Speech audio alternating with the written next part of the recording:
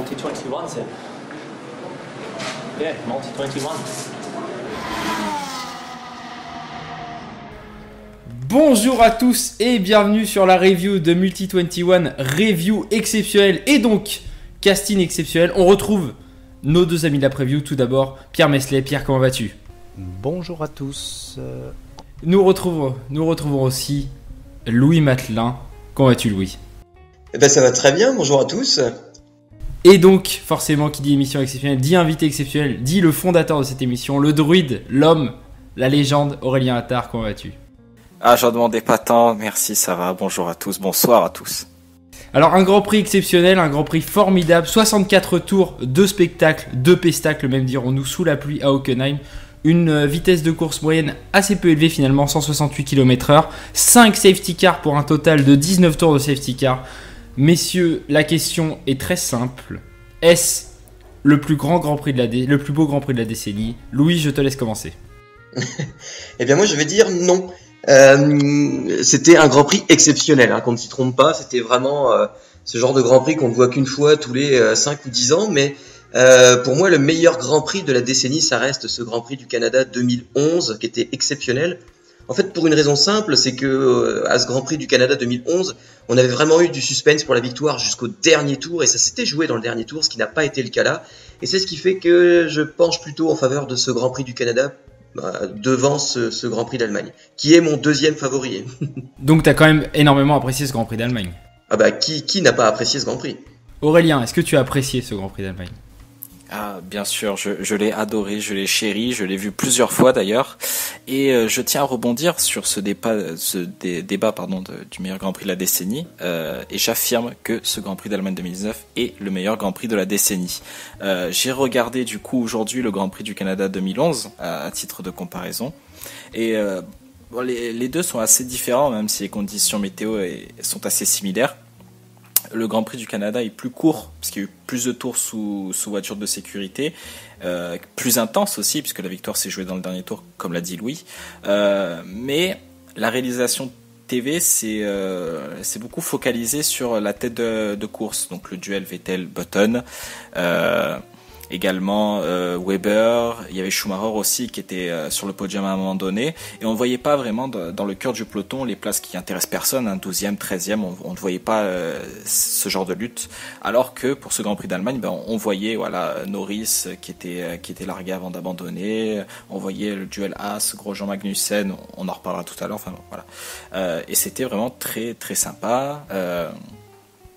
Il y a eu aussi ce terrible avant-dernier virage qui a décimé tout le peloton. Donc non, franchement, j'ai apprécié. Je respecte bien sûr l'avis de Louis qui met le Canada 2011 en première place, mais personnellement, je mettrai l'Allemagne en premier. Pierre, Canada 2011, Allemagne 2019 ou un troisième Grand Prix ? Quel est le plus grand Grand Prix de la décennie ? Bah écoute, là sur cette décennie, j'aurais tendance à dire que je suis un petit peu partagé. Je mettrais l'Allemagne devant pour une raison toute simple, c'est qu'on a vraiment eu un podium extraordinaire et que les plus gros en fait ont été éliminés quasiment jusqu'au bout. Après. J'avais regardé ici et là quelques comparaisons avec le Nürburgring 99. On peut pas vraiment comparer parce que là c'était vraiment un vainqueur inattendu qui avait remporté l'épreuve, alors que là quand même Verstappen en partant deuxième, en cas de pépin, en cas de dérive, avait de grandes chances de pouvoir remporter. Mais c'était un super Grand Prix. Même chose. Je le mettrais légèrement devant le Canada en 2011. Bah écoute, on va revenir donc sur ce Grand Prix. Alors avant de parler de tout ce qui s'est passé écurie par écurie, j'ai 3 petites questions. Je vais les répartir entre vous 3 comme ça, pas de jaloux. La première, elle sera pour Monsieur Aurélien Attard. Depuis 3 Grands Prix, on voit un assouplissement des règles après ce catastrophique Grand Prix de France dont on avait parlé ici, qui était véritablement une sieste. On a vu des règles moins strictes pour les pilotes, plus de possibilités de dépasser. Est-ce que tu penses que c'est un des facteurs clés qui nous ont amené ces 3 dernières courses assez formidables ? Ouais, ça a fortement joué. Il y a qu'à voir le Grand Prix d'Autriche où voilà, une décision de la direction de course un petit peu plus sévère peut ruiner l'athlète. Silverstone, voilà, il n'y a pas vraiment eu d'incident de la sorte. Enfin, Vettel a été sanctionné pour le coup pour son accrochage avec Verstappen. Donc au final, ouais, je sais vraiment pas si c'est 100% dû à l'assouplissement un peu de la direction de course. Bon, ça y est déjà en partie, c'est sûr, mais il doit avoir d'autres facteurs. Je ne sais pas. Après, bon, c'est sûr que à chaque fois qu'il pleut, ça promet toujours des courses assez spectaculaires. Personnellement, tant qu'il y a des bonnes courses, je prends. Bon, la semaine prochaine, ça va être la Hongrie. Il risque pas de pleuvoir. Donc voilà, on risque un petit peu de revivre un Paul Ricard bis, mais on aura vécu 3 courses vraiment exceptionnelles. Alors justement, tu parles de la pluie, je vais me tourner vers Pierre. La pluie, est-ce que toi, tu pensais qu'on allait avoir un départ arrêté, ou est-ce que, comme d'habitude, on allait avoir un départ sous safety car? Est-ce que tu y as cru que pour une fois, on allait nous laisser courir sous la pluie? Bah, on l'a eu en fait. Ce qui s'est passé, c'est il y a eu plusieurs tours de formation avec la voiture de sécurité, mais il y a eu un départ avec une procédure standard. Et finalement, c'est ce qu'on voulait, On a eu du patinage de la part des Red Bull, mais c'est ce qu'on voulait. Bah, je pense que les tours sous safety car qui sont des tours de formation. Alors après, je n'ai pas vérifié si ça avait été imputé par rapport à la distance de course, peut-être. Ils ont été imputés tous les 3, ouais. Donc, je pense que sur un côté de sécurité, vu qu'on n'avait pas du tout tourné avec les pneus pluie de tout le week-end, peut-être 2-3 tours pour bien les chauffer, pour éviter justement peut-être un départ un peu chaotique. C'était peut-être une décision sage, mais au final personne n'a été lésé. Il y a eu un départ comme on s'y attendait.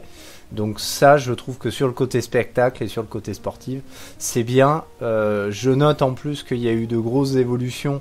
Je crois que c'est par rapport au Brésil 2016 où pareil, il y avait eu des sorties de safety car quasiment à tout va, où on avait beaucoup de mal à écouter les pilotes. Là, on a entendu plusieurs voix, celle de Verstappen, celle d'Hamilton et d'autres pilotes qui vraiment voulaient y aller. La direction de course a entendu la voix des pilotes et s'est rangée à leur avis. Donc ça, je pense que c'est un bon pas en avant, qu'on puisse vraiment prendre en compte l'avis des acteurs du Grand Prix. Effectivement, ouais. On a entendu beaucoup de pilotes, on a entendu Magnussen, on a entendu Norris qui disait avant la course qu'il fallait y aller, et ça a finalement été respecté.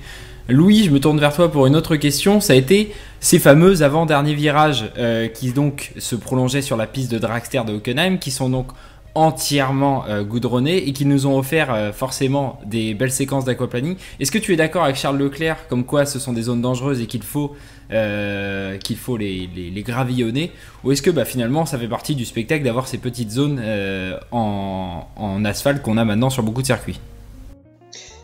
C'est vrai qu'on a ici une zone en asphalte, comme tu le disais, comme sur beaucoup de circuits.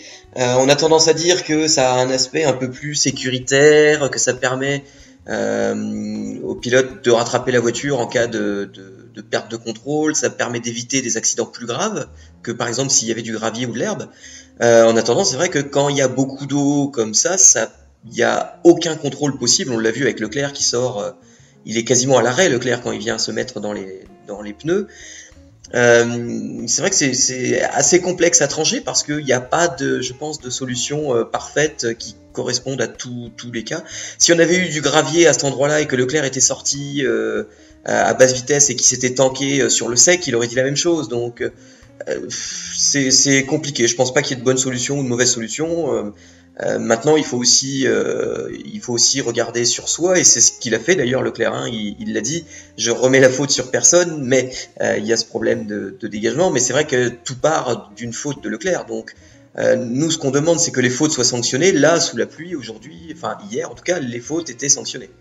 Effectivement, ouais. Alors, on va revenir, avant de revenir sur ce qui s'est passé écurie par écurie, sur les qualifications, avec un premier accroc en qualification, c'était pour la Scuderia Ferrari qui a vu ses deux monoplaces rencontrer des problèmes. Tout d'abord, Sébastien Vettel lors de la Q1, puis Charles Leclerc lors de la Q3, ce qui les a fait finalement partir de la 20e place pour Vettel et de la 10e place pour Charles Leclerc. Au vu de la course, Ferrari s'en sort finalement pas mal et fait partie des grands vainqueurs. Je sais pas ce que t'en penses Pierre, mais Vettel qui arrive deuxième après cette sacrée qualification qui est encore une fois une preuve de malchance pour la Scuderia, et Charles Leclerc qui a été plutôt performant en course avant son abandon, c'est finalement bon signe par rapport à ce qu'on a vu en qualification. Bah écoute, oui, je pense que tu as parfaitement résumé. Un samedi noir, on va dire, pour la Scuderia. Vettel éliminé dès le début, Leclerc entre Q2 et Q3, alors que tous les deux ils avaient dominé toutes les séances d'essais libres, donc la pole position on pouvait supposer qu'elle risquait d'être rouge. Du coup c'est Hamilton qui a tiré les marrons du feu. Au niveau de la course, Vettel s'en est bien sorti, on en parlait un petit peu sur le ton de la rigolade avec Louis, mais finalement sur des conditions à peu près similaires, il a vaincu son signe indien, donc il faut rendre à César ce qui est à César, donc bravo à lui. Je pense que vers la fin, l'élimination de Bottas a quand même aidé, plus quelques autres, je pense notamment peut-être à Hülkenberg, etc. Donc ça a joué un petit peu. Mais sur le reste, il a fait une remontée tranquille, pépère. Et sinon voilà, je pense que oui, sur la course, sur un côté comptable, c'est Red Bull avec Verstappen qui fait la bonne opération. Vettel ramène quand même des points précieux pour Ferrari. Alors effectivement, Ferrari qui fait une des bonnes opérations avec 18 points marqués lors de cette course. D'ailleurs, il y a eu 8 des 10 écuries qui ont marqué des points. Seules 2 des écuries n'ont pas marqué des points. Et parmi ces 2 écuries, Renault qui a connu un double abandon, qui est la seule écurie à avoir connu un double abandon, qui a connu un abandon sur panne mécanique pour Ricciardo, qui a aussi d'ailleurs connu Norris, un des pilotes McLaren. Louis, que penser de la performance des Renault aujourd'hui, à part que c'était catastrophique? Pas grand chose, parce qu'effectivement c'était absolument catastrophique. Je vais d'abord parler de Ricciardo. C'est vrai que pour Ricciardo, on n'a pas vu grand chose finalement. Il aurait peut-être et même certainement été capable d'aller sortir les marrons du feu et de ramener un podium pour Renault si sa voiture ne l'avait pas lâché. Malheureusement, c'est aussi la course et ça prouve qu'il y a encore du travail à effectuer chez Renault. Du moins du côté de la fiabilité, enfin du côté de la performance aussi d'ailleurs, puisque les Renault sont assez loin. Pour ce qui est de Hülkenberg, c'est un peu plus compliqué. Hülkenberg est déjà dans une position assez délicate où il n'a pas encore signé son contrat pour l'année prochaine, où il y a encore de l'incertitude sur son avenir. Il doit, si ce n'est battre Ricciardo, mais au moins performer et ramener des gros points. Et là, il avait une occasion en or, il a fait un début de course parfait, son équipe a été impérial au niveau des stratégies. Il était très largement en lice pour le podium et on a eu l'impression que finalement il avait envie de garder son record de nombre de grands prix disputés sans podium parce que il fait une erreur un petit peu bête, une erreur qu'on n'a pas l'habitude de le voir faire parce qu'il est assez solide habituellement, et là il a fait une erreur qui lui coûte très cher et qui lui coûte probablement son premier podium. Effectivement, ouais. On a vu d'ailleurs un Nico Hülkenberg qui était en position, tu l'as dit, d'aller chercher un podium et qui finalement a paniqué, qui a continué à accélérer lorsqu'il partait en aquaplaning et qui est parti tout droit dans le mur de relâcher et de sauver sa voiture. Une écurie entière qui a paniqué, c'est Mercedes. Alors Bottas dans le mur, mais bon, ça c'est plus une faute du pilote. Hamilton, des arrêts au stand catastrophiques, voire du grand n'importe quoi. Et finalement Mercedes qui, comme il y a quelques années, quand ça va mal, je sais pas ce que t'en penses mon cher Aurélien, mais moi je trouve que quand ça va mal, Mercedes panique un petit peu, Mercedes s'en mêle les pinceaux et Mercedes a du mal à garder son calme. Alors, je sais pas vraiment. Pour le coup, l'arrêt d'Hamilton qui a duré près d'une minute, il était pas prévu au final. Personne, il s'est vautré juste avant l'entrée des stands, donc entre son vautrage et lui qui arrive devant son garage, il n'y a pas beaucoup de temps pour prendre les pneus, pour prendre les bons pneus surtout, pour prendre l'aileron avant supplémentaire. Donc c'est assez logique que l'arrêt ait duré assez longtemps. Après, c'est vrai que près d'une minute d'immobilisation, ça fait beaucoup. Mais aussi, c'est vrai que Mercedes, ils sont tellement habitués à gagner, tellement habitués à être au top que dans ce genre de situation, quand ça va pas, ils savent pas quoi faire. En même temps, c'est normal. Hein, ils sont jamais dans cette situation. Pour Bottas, c'est assez malheureux son accident, oui c'est complètement de sa faute. Déjà le fait qu'il soit resté autant de tours derrière Lance Stroll, c'est faute professionnelle. Alors de là à le virer pour mettre Ocon à la place, bon j'irai pas jusque là, mais faut vraiment qu'il se remette en question. C'est vraiment pas comme ça qu'il va gagner le championnat du monde. D'ailleurs Hamilton reprend des points sur lui en plus, malgré sa contre-performance grâce au déclassement des Alfa Romeo. Hamilton, on savait qu'il était malade. Bon je sais pas ce qu'il avait exactement, mais il disait qu'il était pas à 100% de sa forme. Pourtant c'est un pilote qui excelle sous la pluie et voir déjà une faute dans l'avant-dernier virage. C'est très rare et surtout suivi d'un tête à queue qu'il rattrape miraculeusement, mais bon le tête à queue personne l'a fait, mis à part Bottas, personne l'a fait dans ce virage, donc c'est assez inquiétant. Bon, connaissant le personnage, ça c'est sûr que prochain Grand Prix il risque de très bien se rattraper sur un circuit qu'il affectionne en plus, donc ça risque de faire assez mal. Mais bon, il fallait bien que ça arrive, j'imagine, hein, ce genre de course à oublier. D'ailleurs, je ne sais pas si vous le savez, messieurs, mais les caméras de Netflix ont reçu l'accord de Mercedes pour les filmer cette saison pour leur série Drive to Survive, mais le tournage se fera sur une seule course. Je vous laisse deviner quelle course c'était. Eh bien, c'était ce Grand Prix d'Allemagne. Exactement. Donc, ça promet d'être assez savoureux. Exactement. D'ailleurs, alors, juste avant de faire une transition Netflix, par rapport à l'arrêt au stand de Lewis Hamilton, ce qui a aussi merdé, c'est que lui, pendant tout le tour, a réclamé des pneus wet. Qu'on lui a dit que non, les slicks c'était très bien, qu'il est sorti donc, qu'il s'est crashé. Et lorsqu'il est arrivé au stand, les pneus qui étaient prévus c'était les pneus slick, donc pas ceux qu'il avait demandé, mais ceux que le team voulait. Transition Netflix que tu as trouvé Aurélien parfaitement. Allons vers l'écurie Netflix par excellence. Et là je reste avec toi pour parler de l'écurie Netflix par excellence. C'est As qui nous a encore fait bien rigoler aujourd'hui. Un accrochage entre pilotes, bon c'est gentil, c'est mignon. Et finalement ça fait des points pour les deux pilotes à l'arrivée. Alors on s'est bien marré. Toujours avec As. Ce qui m'a fait moins marrer, c'est le premier arrêt au stand de Grosjean, quand il y a Leclerc qui lui ressort sous le nez. En fait ça lui a ruiné la course complètement. Il avait la position préférentielle en piste. Grosjean était très bien placé, il aurait pu très très facilement remplacer Kvyat sur le podium, j'en suis persuadé. Et voilà, cet arrêt l'a fait plonger au classement. Après c'était toujours un petit peu difficile de remonter quand dans le cœur du peloton les performances sont assez similaires. Concernant l'accrochage avec Magnussen, c'est assez dur à dire, je dirais du 50-50. Ce qui est malheureux, c'est que à chaque fois les deux pilotes se retrouvent dans une situation compliquée, enfin une situation qui n'a pas lieu d'être, quoi. Moi, si j'étais Steiner, déjà j'irais chercher une autre équipe à diriger, ça c'est sûr. Mais deuxièmement, je virais les deux pilotes. Il y en a pas un pour attraper l'autre. C'est vraiment extraordinaire à ce niveau-là.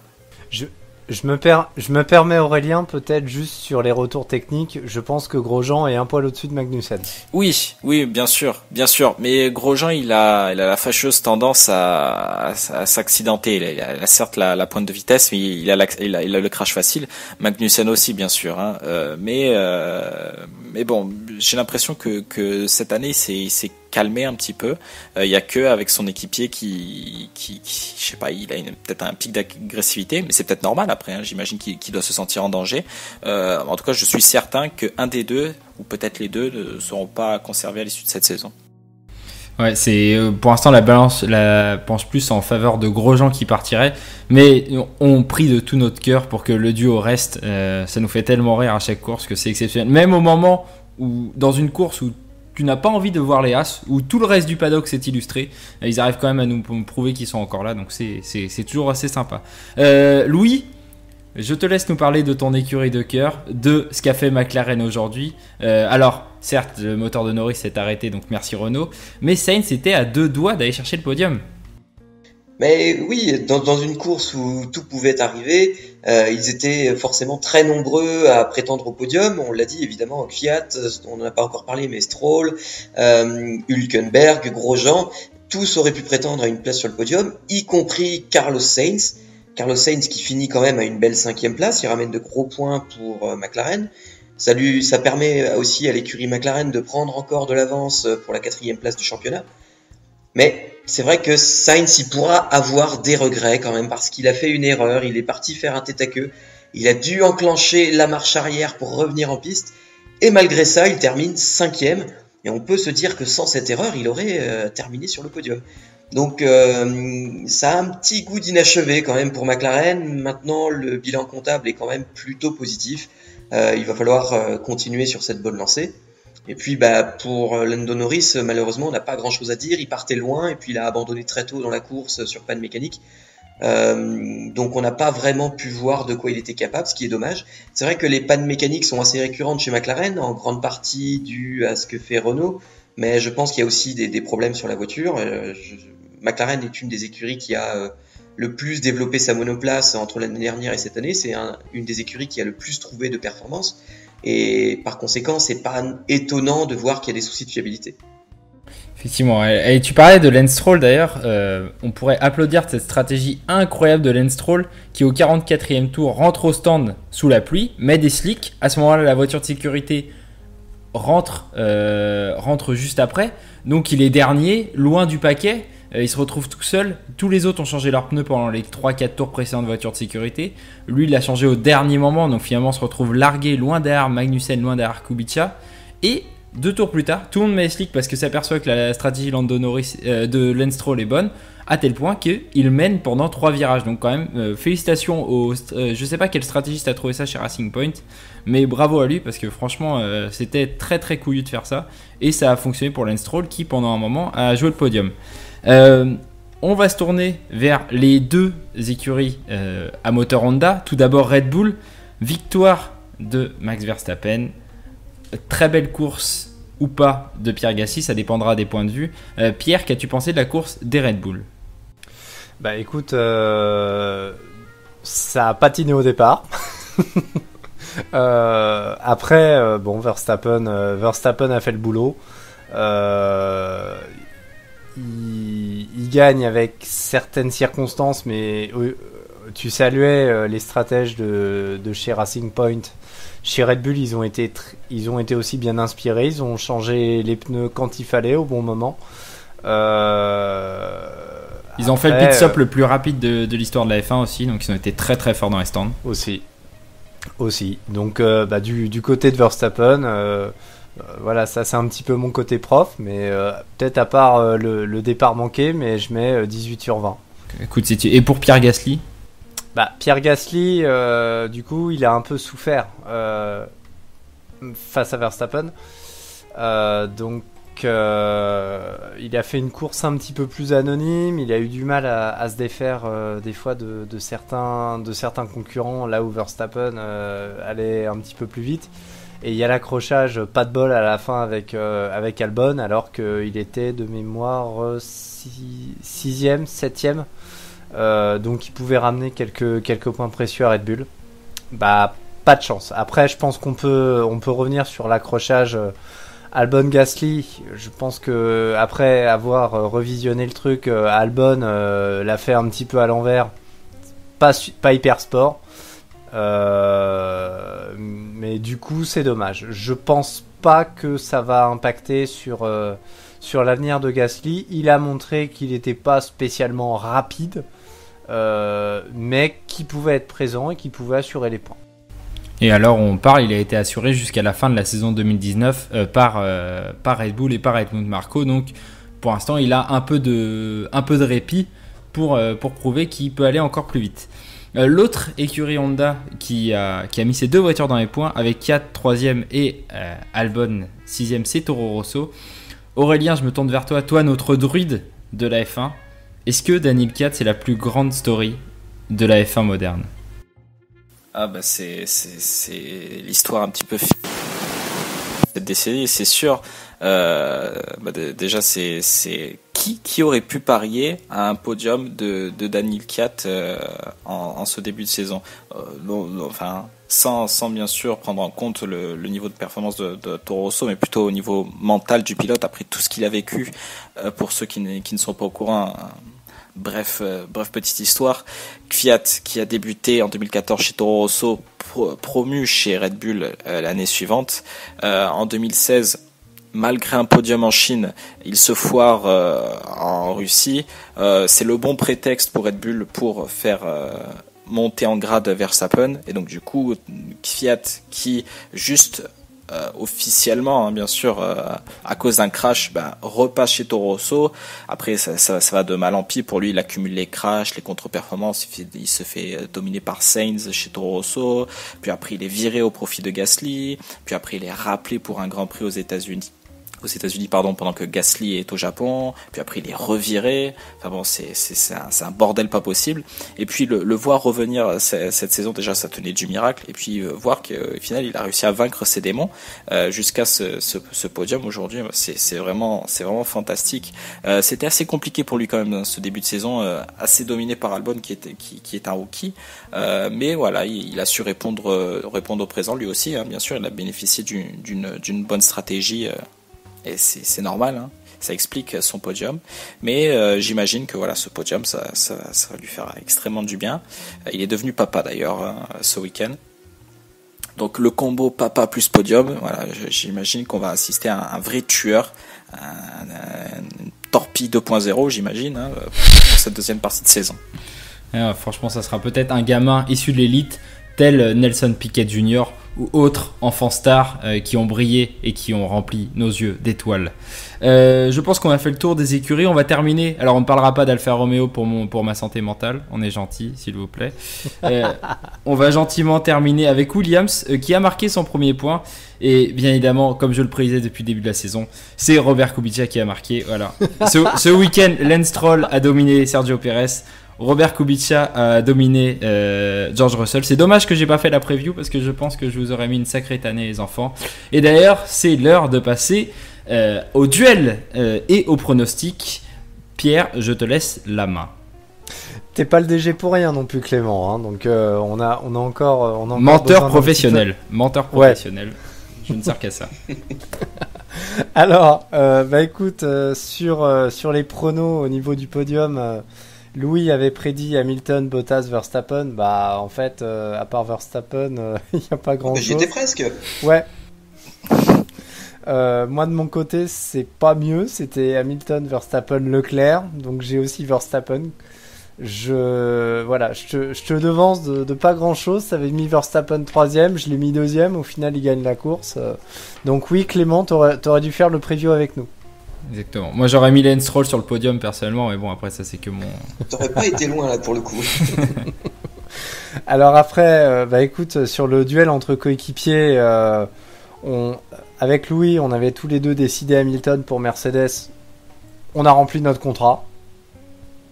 Oui, sans éclat, mais le boulot est fait. Sans éclat, mais c'est fait. On avait parié sur Leclerc, pensant que Vettel serait rattrapé par ses vieux démons. Il n'en a rien été. Donc là mais d'un autre côté, Ferrari depuis le début de la saison, ça va d'incertitude en incertitude. Donc voilà, c'était un peu compliqué. On avait vu Verstappen chez Red Bull, là on avait bien vu. J'avais vu Sainz, tu avais vu Norris, je gagne un petit point. Oui, pour mon écurie préférée, en plus c'est toi qui avais raison. Le flair. Ouais, enfin surtout du bol, hein. Chez Renault, c'était Ricciardo et Hülkenberg. Vu que les deux ont abandonné, t'as quand même le point parce que Hülkenberg a abandonné après Ricciardo. Chez Sauber, Alfa Romeo, excusez-moi, on avait vu Raikkonen tous les deux, c'était bon. Même s'ils ont été disqualifiés, pardon pour ta santé mentale, Clément. Ils n'ont pas été disqualifiés, ils ont pris 30 secondes de pénalité et d'ailleurs la décision est en appel, donc c'est pour ça qu'on n'en parle pas aussi. C'est parce qu'on ne sait pas encore le résultat des Alfa Romeo, vu que Vasseur apparemment aurait les preuves qu'il n'y a pas eu aide au départ de la part de l'écurie vers les voitures. Donc ça reste en suspens et on en parlera peut-être lors de la preview du Grand Prix d'Hongrie, on ne sait pas. Le point de Kubica ne tient qu'à un fil. Exactement. Bah comme pour Hamilton. Exactement, pour Hamilton aussi, ça pourrait tout changer au championnat puisque Lewis, Hamilton en a moins besoin. Ouais, Lewis serait sacré uniquement lors du dernier Grand Prix et pas lors de l'avant-dernier. Quel suspense. Juste pour finir, Racing Point, Louis, tu avais raison avec Stroll, j'ai perdu avec Perez. Tu avais vu Kvyat, tu as été très bien inspiré chez Toro Rosso. On avait vu Grosjean, de mémoire, je crois qu'il a fini devant Magnussen. Tout à fait, oui.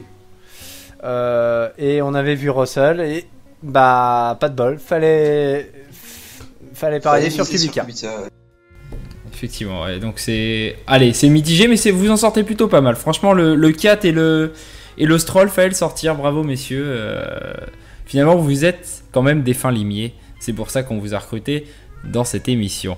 Messieurs, on n'oublie pas, avant de partir, de dire à tout le monde de s'abonner. Vous pouvez réagir dans les commentaires, nous suivre, mettre la petite cloche pour les notifications, puisque les vidéos vont arriver de plus en plus souvent. C'est la silly season, c'est les bilans de mi-saison, ça va être incroyable. Plus qu'une course avant la trêve, tout le monde sera en vacances, sauf nous. Et voilà, je pense qu'on a fait le tour des demandes d'abonnement. Clément, je me permets juste un petit truc. On a Bien parlé du meilleur Grand Prix de la décennie. Je pense que tu peux lancer l'avis pour les auditeurs, s'ils sont pas d'accord avec nous, ou leur top 3, ou leur Grand Prix.